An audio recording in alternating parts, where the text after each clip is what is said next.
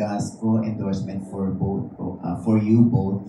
And what does perfect match really mean to you when it comes to choosing the right brand, the right project, and the right partner for a campaign? Ba't ganun kayo kamitikuloso sa pagpili ng i-endorse? Kasi Coach, hindi, yung like, kami ngayon, yung kung nasan man kami ngayon, hindi naman namin to nakuha sa isang pelikula. Hindi naman kami sumali sa isang reality and then after that nanalo and then nandito na kami. Pinaghirapan namin to.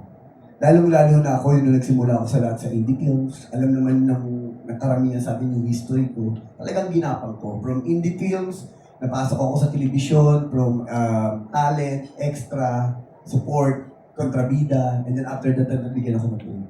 Sabi ko, lagi ko pinag-iisipan na parang ang isang bagay kasi, lalo na kami napaka-importante po para sa amin, na parang kung anong bagay na ini-endorse namin, yun kasi ang pinagkakatiwalaan ng mga tao. Kaya nga kami yung kinuha endorser.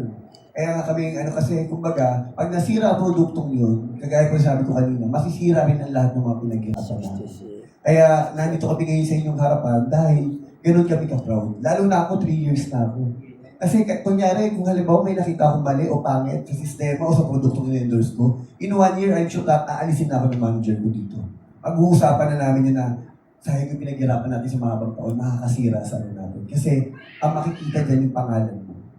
Yun po. Kaya, sabi ko nga, yung tiwala na ngayon nandito kami sa harapan ninyo, ibig sabihin, ganun po kami ka-proud sa Sargasco. Kaya po namin ito ini-endorse. So, yan. So, wala bang lugar ang pagpasok sa politika kay Coco? Wala po. Okay. Ang bilis